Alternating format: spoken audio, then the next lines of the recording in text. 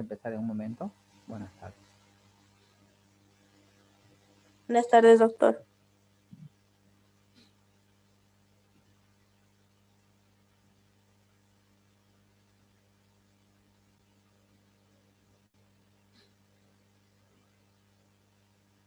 ¿Se ve la presentación, no? ¿Se ve? Sí, doctor. Muy bien.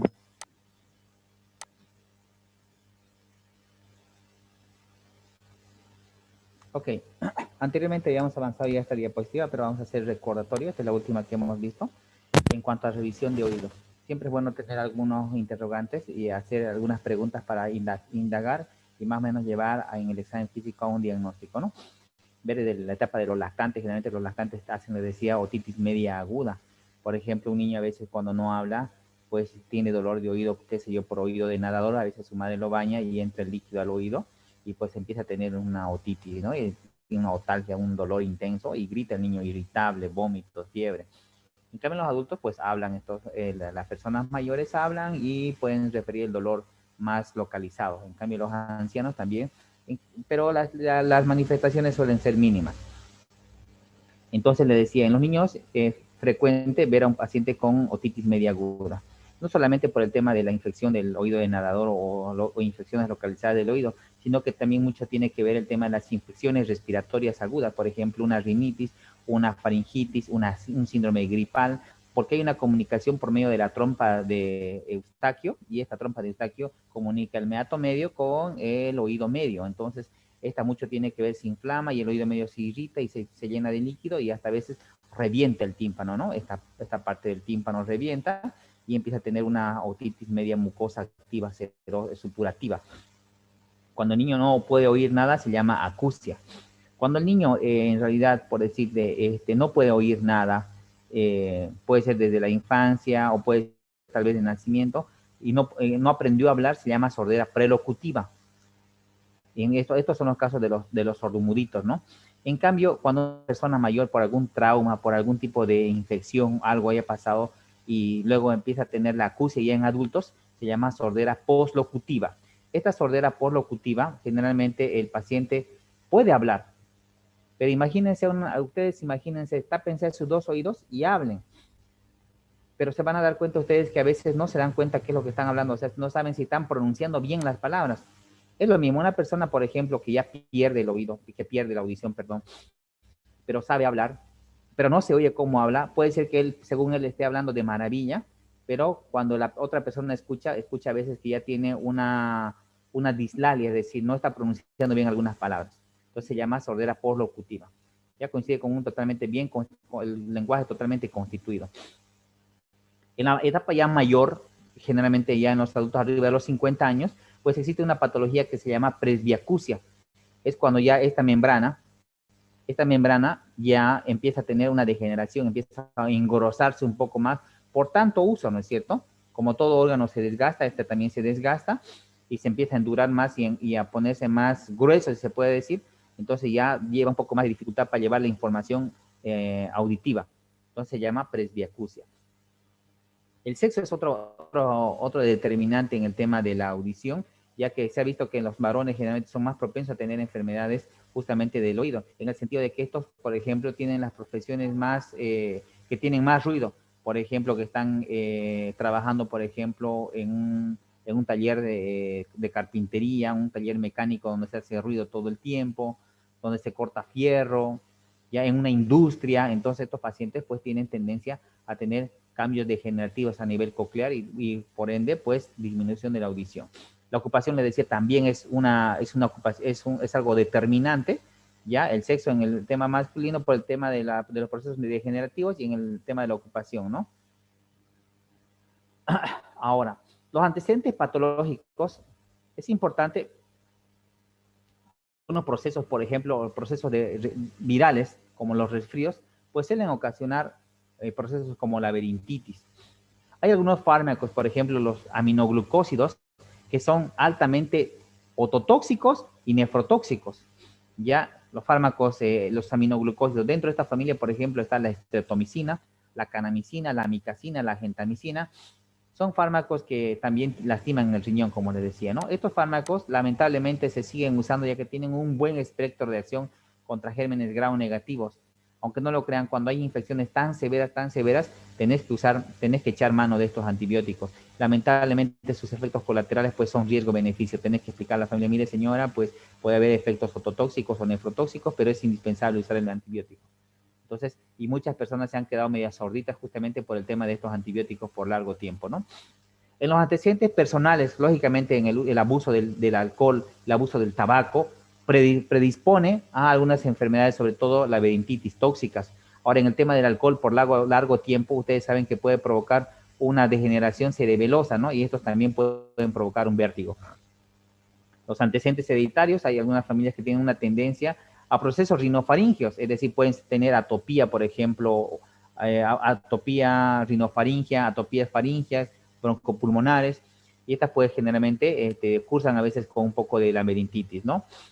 Ya, entonces miren algunas patologías que también pueden cursar y afectar, digamos, en el tema de del vértigo, del laberinto, estrés. El estrés, por ejemplo, se ha visto que realmente hace ya varios años atrás puede condicionarte a procesos de vértigo y mareo. Las otitis, las alergias, le decía, el resfrío. En el examen físico, ya en el examen físico de oído, pues es importante ver justamente en el tema, ver si los pabellones auriculares son grandes o pequeños. Ya estamos hablando por ahí, por ejemplo, de macrotia y de microtia, ya grandes o pequeños. Ahora también es importante ver el nivel de inserción, ya que el nivel de inserción generalmente ustedes, miren, imagínense el ojo, ustedes tienen su globo ocular, el ojo, y a esa misma altura tiene que nacerles más o menos el pabellón auricular, donde ya está, digamos, la concha y el conducto auditivo externo. De ahí nace lo que es el pabellón a esa misma altura. Ahora, hay pacientes que tienen una implantación del pabellón auricular más baja o más alta. Si es más baja, te condiciona más a un paciente que tenga, por ejemplo, un síndrome de Down. Se llama implantación del pabellón auricular baja. ¿Ya? Y estos pacientes generalmente tienen microtia, es decir, el pabellón auricular pequeño. En cuanto a la simetría, buscar generalmente los pabellones auriculares son simétricos, ambos, y comparar, ¿no es cierto? Pero de todas maneras ver si hay algún tipo de masa tumoral, puede ser también en alguna parte del pabellón auricular. Lo que tenemos que tener en cuenta y marcar bien es las partes que tiene el pabellón auricular. Dentro de las partes más importantes del pabellón auricular, por ejemplo, está el hélix, que es este reborde que está hacia afuera, ya con una pequeña prominencia que si se revisan ustedes con su dedito, se llama tubérculo auricular. Ya después del hélix, la otra prominencia que está aquí se llama antihélix. Y la otra prominencia que está al otro lado ya se llama trago. Entonces, tres cosas: hélix, antihélix y trago. Ahora, después de ver esas prominencias, vamos con los surcos. Aquí hay una fosa triangular, que es la fosa justamente triangular, ¿ya? Después tenemos aquí la fosa escafoidea, que es esta de acá, ¿ya? Tenemos aquí el orificio, el conducto auditivo, la concha y el óvulo. Entonces, lo más importante, hélix, antihélix, trago, ya, la concha, la fosa escafoidea y el óvulo, ¿no? Entonces, son datos importantes a la hora de revisar, por ejemplo, el conducto auditivo externo y cuando se pierde la anatomía, ¿no? Imagínense aquí un proceso alérgico o una masa tumoral, por ejemplo, se pierde totalmente la anatomía del pabellón auricular. Por ejemplo, se ha visto que en algunas personas que son enfermas, por ejemplo, de tofos, de artritis gotosa o niveles de ácido úrico altos, pues pueden perder, se puede inflamar y puede tener una inflamación así dura por deposición de cristales. ¿Ya? Entonces, no solamente en esa enfermedad, sino también hay en la enfermedad de Addison, por ejemplo, donde hay una deficiencia de desoxicocorticosterona, o en la diabetes mellitus, por ejemplo, en la acromegalia, que hay, por ejemplo, implantación baja del pabellón auricular. Ahora, otra causa, por ejemplo, que también es medio frecuente ver, el erotohematoma, que en personas que se pelean, por ejemplo, en personas boxeadoras, se les hincha la parte, ¿no? Todo el pabellón auricular por un golpe, ¿no? ¿Ya? Donde se pierde el hélix y antihélix. Normalmente el pabellón auricular es de color rosado, pero sin embargo pueden tener pequeñas variaciones. Por ejemplo, también, ¿se acuerdan que les había hablado del Raynaud?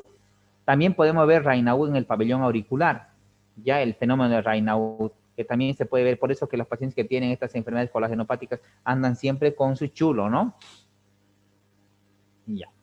En cuanto a la otoscopía, es importante, una vez haber revisado el pabellón auricular, determinar el medio de la otoscopía. Entonces, para eso ocupamos el aparato que viene a ser en realidad el pandoscopio. El pandoscopio tiene el rinoscopio, el otoscopio y el oftalmoscopio, ¿no? Es un equipo que tiene 3 aparatitos, pero a la lámina es la misma. Entonces, para esto ocupas el espéculo que se va a introducir en el conducto auditivo externo. Entonces, para poder revisar el conducto auditivo externo en este lado, del lado derecho del paciente, vos vas a agarrar con la mano derecha el otoscopio y con la mano izquierda lo que vas a hacer es jalar ya el pabellón auricular hacia arriba y hacia atrás. De esta forma vas a rectificar el conducto auditivo externo para poder mirar bien el tímpano. Entonces, esa es la maniobra para revisar el pabellón auricular, perdón, el conducto auditivo externo. Entonces, hacia atrás y hacia arriba para enrectar el cohen. Y esta es una otoscopía donde se puede mirar bien el tímpano y la cadena de huesecillos. Esta es la coloración normal que tiene el tímpano, ¿no? De color gris perla translúcido. Tiene que ser translúcido. Cuando ya es medio nacarado, cuando ya no es translúcido, quiere decir que ya tiene una patología. Puede ser que esté engrosada, ¿ya? Y la sonoridad, la vibración del tímpano disminuye, lo que disminuye lógicamente la vibración ya de la sonoridad, en este caso del sonido, y la transmisión es disminuida. Ahora, en cuanto a la división, por ejemplo, del tímpano, se traza una línea, vean aquí, se traza una línea imaginaria de la cadena de huesillo, en este caso del martillo, hacia abajo, y otra, terminando el martillo, se traza otra línea, y esta parte es posterior y esta parte es anterior. Entonces se divide en cuadrante postero superior arriba y postero inferior abajo. Y esta parte de acá es cuadrante antero superior y antero inferior. Estos dos son anteriores y posteriores, ¿ya? En 4 cuadrantes para más o menos cuando vos hagas la otoscopía, decir vos en qué cuadrante está. Ya, postero inferior, postero superior. Ahora, hay una parte que a veces es frecuente ver en niños sobre todo, que esta parte flácida, que esta parte que se encuentra aquí por detrás de la cadena de huesecillos, a veces es la primera que se revienta, en otras palabras, ¿no? Pero muchas veces, ya en pacientes adultos, donde más, digamos, en el tema de la otitis, o en el tema, por ejemplo, del aumento de la presión barométrica, porque nosotros tenemos una presión en nuestro conducto, en nuestra trompa de Eustaquio y en el meato, y hay otra presión en la atmósfera. Cuando vos te subís a un avión, esa variante de presión hace de que tu oído, por ejemplo, te empiece a doler, te moleste. Entonces te colocas un algodón y a veces ni con el algodón pasa por esta variación de presión. Entonces lo que tenés que hacer es meter el aire, digamos, de esa presión para nivelar la presión con la presión del conducto auditivo externo. Entonces muchas veces no se llega a nivelar y ¡pum!, revienta el conducto auditivo externo y lógicamente ya empieza a tener, sobre todo esta es la parte inferior, ya empieza a tener justamente la comunicación de el tímpano con el medio externo. Cuando hay este tipo de perforaciones, ya sea infeccioso, o sea por cambios de presión, o sea traumático, si esta es la campana que hace vibrar y es la que en realidad inicia el tema del sonido, digamos, y que luego se convierte en información en nuestra mente, entonces aquí va a haber una alteración y generalmente el paciente va a tener aquí una hipoacusia, es decir, va a tener una disminución de la agudeza auditiva. Entonces esto, con el tiempo, si la perforación es grande, pues a veces uno se queda, digamos, sordo o no escucha nada por ese oído. ¿Ya? Muchas veces cuando son niños se enferman de ambos oídos y queda el niño pues con sordera, ¿no? Y a veces, por ejemplo, cuando hay esto, lo que se hace es colocar una malla, una pequeña microcirugía, se coloca la malla y la persona vuelve a oír tranquilamente. ¿Ya? Entonces, aparte de lo que habíamos hablado, también es frecuente ver, ¿no?, los tapones de cera en el conducto auditivo externo. Como ven aquí, por ejemplo, un tapón de cera gigante. ¿Cuántas veces he hecho lavado auditivo y justamente salen estos tapones de cera? El paciente cree que está con algo patológico, se le hace la otoscopía y se ve el tapón de cera impactado, se le hace la limpieza oral y justamente sale el tapón de cera, ¿no? Que va a provocar la hipoacusia. Muchas veces no es la causa esta, sino que también a veces que vienen con otitis media aguda, que generalmente el paciente presenta como antecedente de haber presentado una gripe o un resfrío anteriormente 1 o 2 semanas, y el paciente ya viene con hipoacusia. Entonces, cuando vos ves esta hipoacusia, vos ves el oído y vas a ver un tímpano inflamado, irritado. Generalmente le das el tratamiento antiinflamatorio y antihistamínico y mejora, en el caso de una otitis aguda media. Pero cuando ya es tarde, cuando el paciente viene tarde, ya después de más de 2 semanas, y ya revienta el oído, miren como ven aquí, ya el paciente viene con otorrea, entonces se llama otitis media supurada, ya reventó. Entonces hay descarga de líquido a través del conducto auditivo, que se llama otorrea, ya con un abombamiento y retracción timpánica, ya de la par flácida sobre todo, ¿no? Lo que les decía, por tener menos elasticidad. Generalmente a esta otitis media supurada, a esta secreción, va a haber hipoacusia. Ya se rompió el timpanito o el tamborcito que llevaba la información, o va a haber, si no, acusia, que no va a escuchar nada. Puede cursar también con vértigos y laberintitis. En las fracturas de base de cráneo, vean, esta de acá es importante que ustedes sepan, cuando hay fracturas de base de cráneo, puede ser que haya otorragia. La otorragia es la salida de la sangre por el oído. Otorrea es la salida de la secreción purulenta, en este caso por el oído. Y aquí falta otro término que se llama otorraquia, que es la salida de líquido cefalorraquídeo. Cuando hay otorraquia, pues también se presenta el signo de Batle. Este signo de Batle es un condicionante típico que se va a ver en pacientes que tienen fractura de base de cráneo, ¿ya? En cuanto a la palpación del conducto auditivo, entonces primero el pabellón auricular, palpar el pabellón auricular en forma simétrica con el dedo medio y el dedo índice y el dedo pulgar, ¿no? Para ver masas tumorales, puntos dolorosos. También vamos a ver si el paciente, digamos, está con otitis media aguda por medio de la otoscopía, ¿ya? O si tiene una mastoides dolorosa. Y aquí vamos a ver 2 pruebas que son importantes, el test de Weber y el test de Rine. El test de Weber, por ejemplo, ustedes con el diapasón, cuando estén haciendo prácticas, ustedes es bueno que se compren un diapasón. Ustedes con el diapasón estimulan la vibración con su mano, inmediatamente lo llevan a nivel medio, entre ambos oídos, ¿no? Lo llevan. Y el paciente tiene que escuchar el ruido del diapasón en forma igual en este oído, igual en este otro oído. Entonces, sí quiere decir que es normal. Si una persona normal se tapa un oído, el diapasón automáticamente va a hacer de que la transmisión de las vibraciones sea más fuerte en ese oído. Entonces, si es que se tapa, por ejemplo, con un dedo. Ahora, lo mismo pasa en una patología. Si hay una patología de conducción, que donde no hay una audición, entonces se escucha, o como es, se percibe más a nivel de ese oído. Entonces, de eso se trata el test de Weber. Y el test de Rine consigue igual. Primero vos das la estimulación del diapasón y con la vibración plena vos vas a colocar la base del diapasón a nivel de la región mastoidea. ¿Ya? Y el paciente tiene que escuchar la vibración.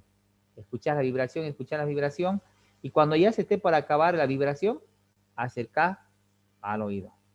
Lo normal es de que aquí percibís y aquí también vas a percibir, pero tienes que percibir un tiempo más. Si la persona, por ejemplo, no percibe este tipo de vibración cuando ya se está acabando el diapasón, quiere decir que hay una alteración de conducción. ¿Ya? Entonces, lo normal es eso. Normalmente es que uno escucha. Si hay defecto en la transmisión aérea, ya tapado o hay un conducto en el oído medio, el tiempo adicional que les decía que cuando se coloca aquí se pierde. ¿Ya? Y la hipoacusia es de tipo sensorial, el daño orgánico, pero cuando existe cuando perciba, pero dura el tiempo más corto. No sé si me llego a entender, creo que si lo leen ustedes, porque ya esto va a entrar al examen, léanlo detalladamente. Nuevamente les vuelvo a decir, el test normal es cuando vos haces vibrar el diapasón y colocas en la mastoides, el test de Rine, vos percibís y cuando ya se está acabando la vibración, lo acercás aquí. Lo normal es que se escuchen ambos, ya igual se escuche un tiempo más, puede ser entre 2 a 3 minutos, ¿ya? Pero si la persona no escucha esto, ya tiene una alteración de conducción. Ya puede ser que tenga el oído dañado o el conducto tapado.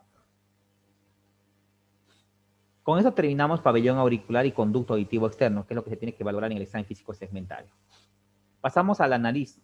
En el tema de la nariz, pues hay que mencionar algunos estados patológicos que son rinosinusales, ¿ya? Pero primeramente quiero que sepan ustedes la clasificación. Hay dos tipos de clasificación de la nariz. Una clasificación que es la clasificación por su dorso y otra es por su forma. Por su dorso tenemos, por ejemplo, estas narices que todas son cóncavas, ¿ya? Y estas de acá son rectas y estas de acá son convexas. Ya esta es la clasificación más sencilla por su dorso. En cambio, por su forma vamos a tener 8 tipos. Que tenemos, por ejemplo, la nariz aguileña, la nariz griega, ¿ya? La nariz nubia o ancha, ¿ya? La nariz chata, la nariz respingada, que es la que todo el mundo quiere tener, respingada, o la nariz recta, ¿ya? La nariz bultosa o carnosa y la nariz desigual. ¿Listo? Entonces, de estas la más frecuente, por ejemplo, la recta, la nariz griega, la nariz aguileña y la nariz espingada son las que más frecuentemente se ven. Y muchas veces uno se hace operar, ¿no es cierto? Los artistas se hacen operar.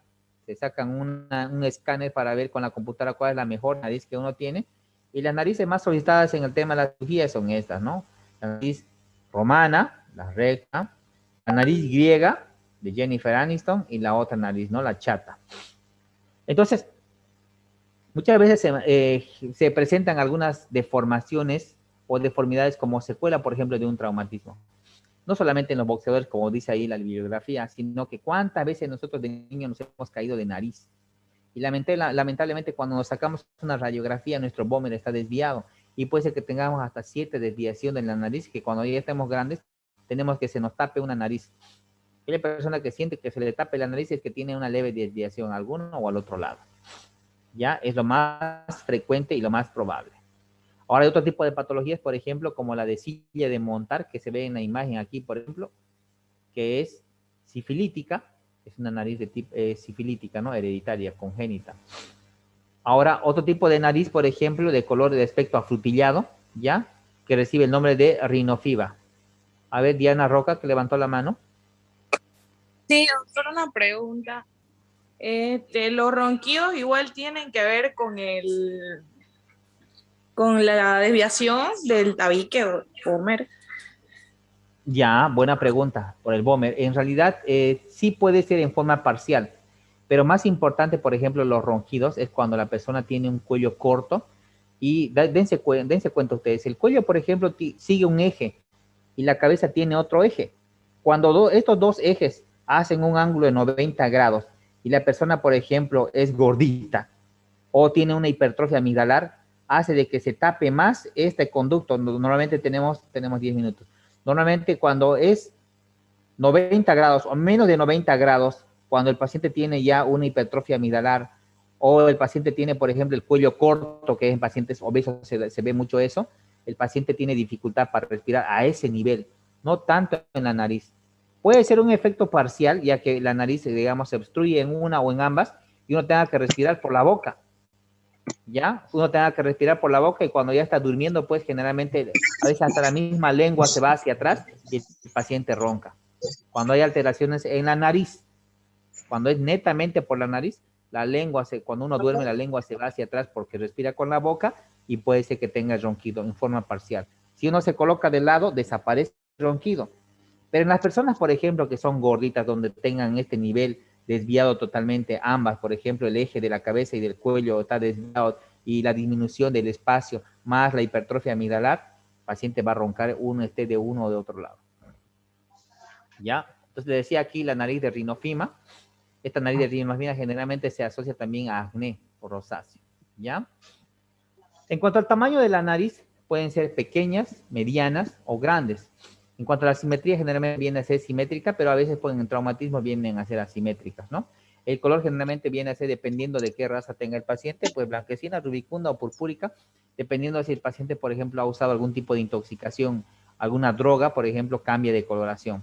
O en pacientes que están intoxicados con alcohol, también cambia de coloración o pacientes que están expuestos al sol cambie de coloración. Ya, vamos a seguir. Ya, entonces, les decía, la nariz puede ser roja, tumefacta, dolorosa. Ahora, si tenemos un pequeño forúnculo o una pústula, por ejemplo, puede ser aquí a nivel de la fosa nasal o en otra región de la nariz, estamos peligrando, ¿no? Ya que cerca de la nariz, aquí, toda esta parte de la nariz y parte, por ejemplo, nasogeniano, viene a conformar lo que se llama el triángulo de la muerte, porque cualquier infección que tengamos en el triángulo de la muerte, entonces puede cursar justamente y desenvolverse con algo grave, mortal, en cuestión de horas, de días. Entonces es importante, ¿no? Entonces, en este caso, por ejemplo, tiene una pústula folicular que está dentro del triángulo de la muerte y si no se resuelve rápido puede causar una sepsis, ¿no? ¿Cómo se da cuenta? Cuando hay dolor, tumefacto rojo. ¿Ya? Entonces, hay dificultad respiratoria, a veces va asociado con fiebre importante, teteo nasal en niños, por ejemplo. Ya puede ser que en las infecciones virales de vías respiratorias altas también en su inicio cursa con alguna sintomatología de la nariz, una rinitis alérgica o una rinitis, por ejemplo, por resfrío, por estimulación viral. ¿Ya? Ahora, en otro signo, perdón, que es importante ver el tema de la epistaxis. La epistaxis generalmente viene a ser cuando hay un compromiso o una ruptura de una vena o una pequeña arteria, sobre todo de la parte anterior de la nariz. Porque tenemos aquí una parte anterior, la parte posterior que es de la rinofaringe, la parte posterior. Entonces, esta rinofaringe viene a ser sobre todo a nivel de la parte superior de la faringe, ¿no? La más frecuente de las epistaxis viene a ser siempre la anterior, más del 60% cuando sangra la nariz es anterior, y lo que se hace es cauterizar. Ya viene a nivel de la región anterior en el plexo de Kieselbach, como dice aquí.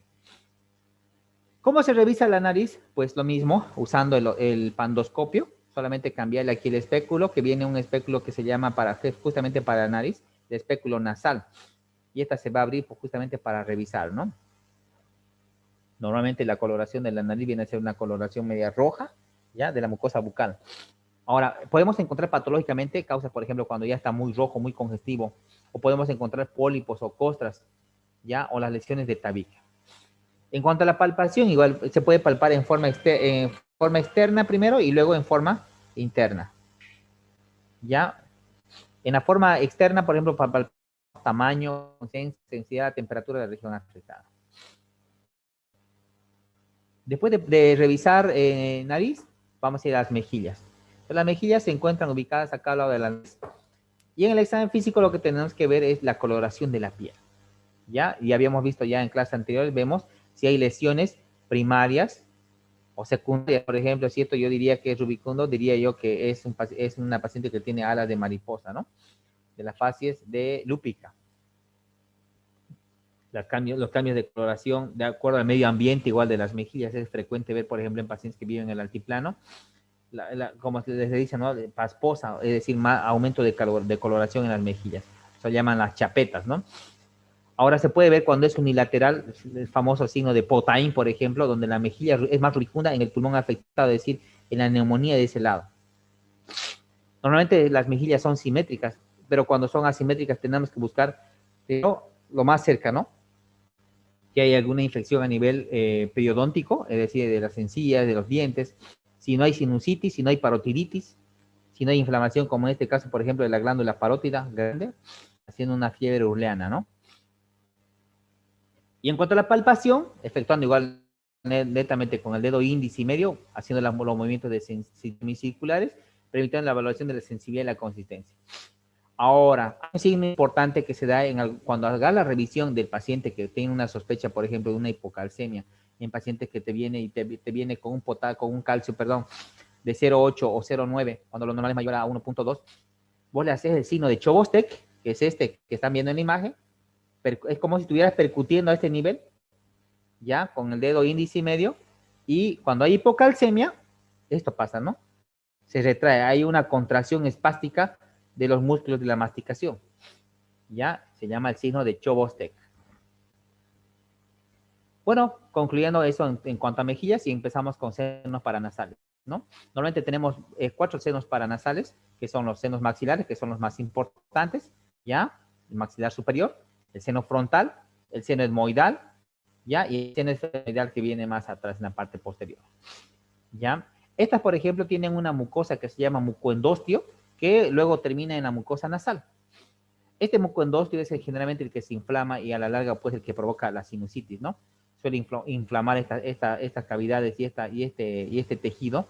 Lamentablemente que es como cualquier tejido mucoso, pues llega a tener un poco de secreción cuando uno se agripa y si no sale, pues se llega a tapar esto y llega a condensar, se llega a infectarse, ¿no? Y de ahí viene la famosa sinusitis, tanto frontal, etmoidal, esfenoidal o maxilar.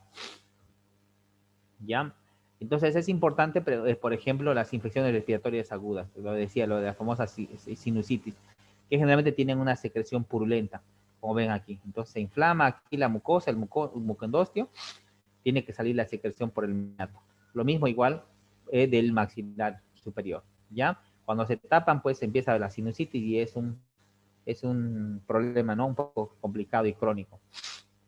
En cuanto al interrogatorio, tenemos que preguntarle si hay estados patológicos rinosinusales. Si tiene rinitis, si ha tenido antecedentes de sinusitis, ya la inflamación de la secreción, por ejemplo, si hay hipersecreción o retención de exudados, por ejemplo, ya que más o menos, por ejemplo, si tiene bastantes temas, si tiene antecedentes de varias rinitis, o si tiene antecedentes, por ejemplo, de bastantes sinusitis que se ha enfermado.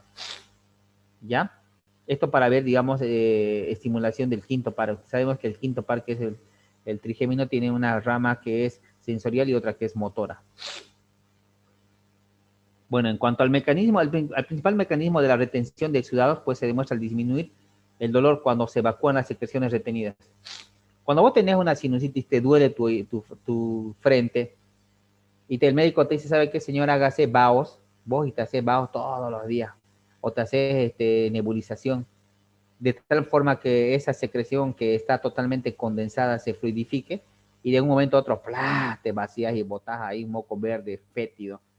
Entonces ya te pasa el dolor, te pasa la fiebre, o te pasa el dolor crónico que tenías, la migraña que supuestamente tenías. ¿Listo? Entonces, la sinusitis frontal aguda, pues hay un dolor que es de la proyección de dicho seno, ¿no es cierto?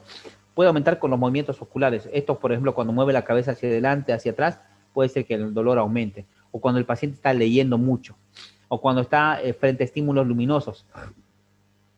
En la forma crónica, el dolor es poco frecuente, pues es menos intenso, ¿no? Generalmente la secreción está atada o tiene escasa secreción a nivel tanto de cualquier seno, ¿no?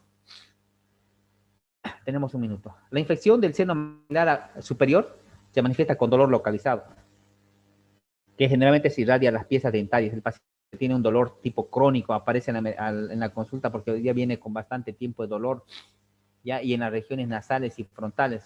En la forma crónica, pues el dolor generalmente es un poco más paliativo, pero a veces se estimula con dolor de tipo pinchazos, sobre todo a nivel suborbitario. Vamos a quedar aquí entonces, que tenemos menos de un minuto, ¿ya? Chicos.